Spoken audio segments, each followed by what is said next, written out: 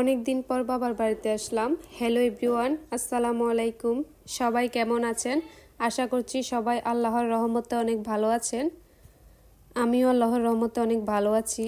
তো সবাইকে আমার village life with Nahida channel থেকে অনেক অনেক শুভেচ্ছা।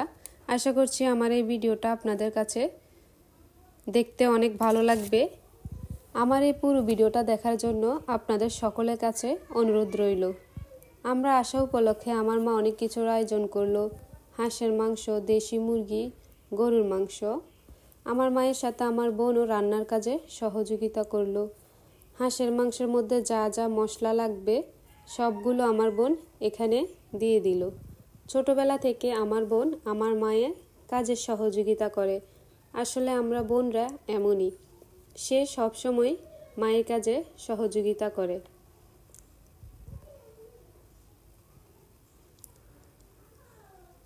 হাঁসের মাংসের মধ্যে সবগুলো মশলা দিয়ে এগুলো ভালো করে মেখে নিচ্ছে।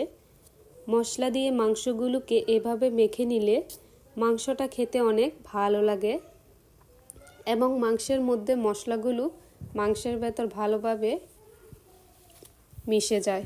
সেজন্যই মশলা দিয়ে ভালোভাবে মেখে নেওয়া হচ্ছে।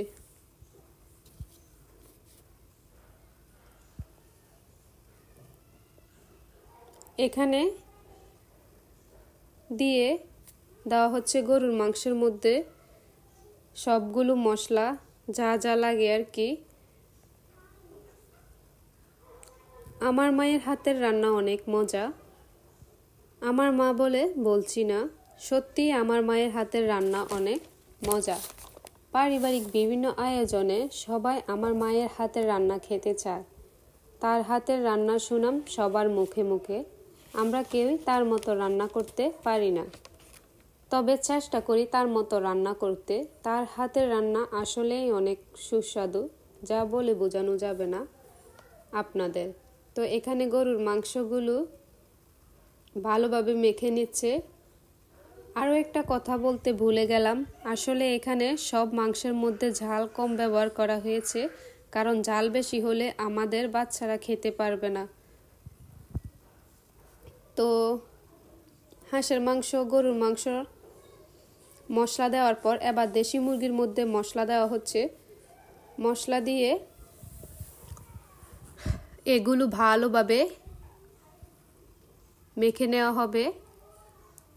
সবগুলো উপকরণ দিয়ে দেওয়া হচ্ছে তেজপাতা, লবণ, মরিচ, তেল, হলুদ, লবণ যা যা লাগে আর কি, সবগুলো দিয়ে ভালোভাবে মেখে নিচ্ছে। ভালোভাবে মাংসটা মেখে নিলে খেতে অনেক সুস্বাদু হয়। সেজন্য ভালো করে মশলা মাখানো হচ্ছে।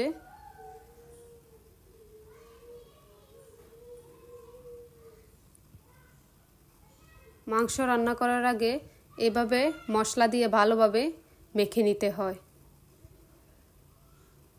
এবার আপনাদেরকে একটু আমাদের বাড়িটা দেখিয়ে দেওয়া হচ্ছে। এখানে আমার বোনের মেয়ে সাইকেল নিয়ে খেলা করছে, অনেক দুষ্টুমি করে। কমেন্টে জানাবেন ও কেমন দেখতে। অনেক কিউট, অনেক দুষ্টুমি করে সারাদিন। এই তো মাটির চুলা রান্না বসানো হয়ে গেল।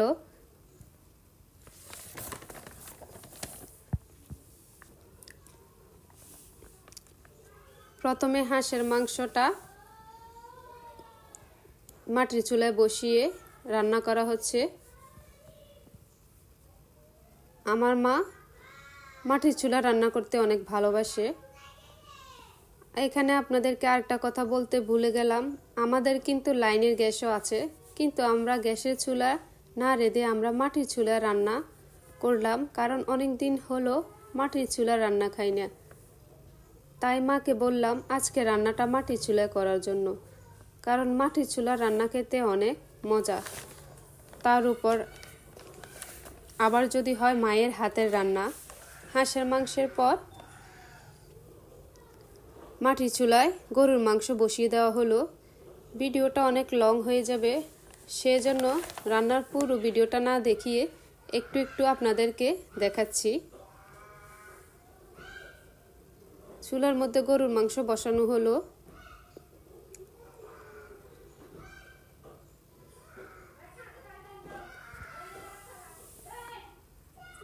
এদিকে বাড়িতে আজকে আমার ভাতিজির বিয়ে, হঠাৎ করে বিয়েটা হচ্ছে, তাই তারা ভালো করে ডেকোরেশন করতে পারেনি।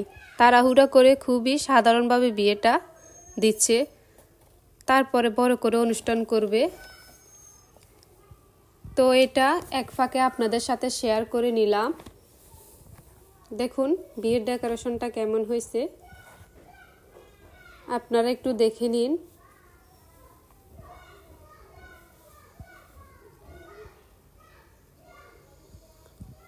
তাড়াহুড়োর মধ্যে যতটুক করেছে তাই অনেক। তো আবারও চলে আসলাম রান্নার কাছে। দেখুন এবার দেশি মুরগি রান্না বসানো হয়েছে। আহা, মাটির চুলার রান্না ভেবে জিভে জল চলে আসে। কি আর বলবো আপনাদেরকে, যারা মাটির চুলার রান্না কখনো খাননি তারা একবার খেয়ে দেখবেন কেমন মজা। সত্যি অনেক মজা মাটির চুলার রান্না। তো আমাদের রান্না শেষ, এবার আমাদের গ্রামীণ পরিবেশটা একটু দেখে নিন কেমন।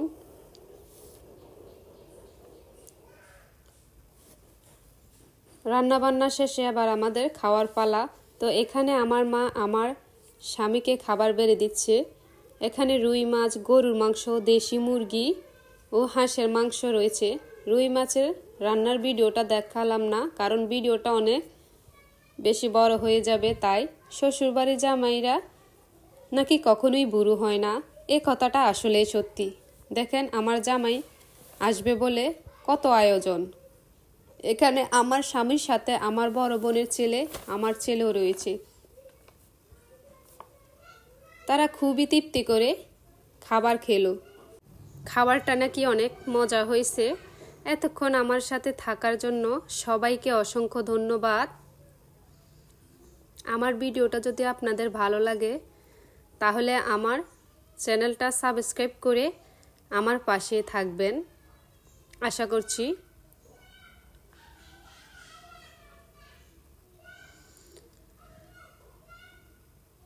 ধন্যবাদ সবাইকে, ভালো থাকবেন, সুস্থ থাকবেন, আল্লাহ হাফেজ।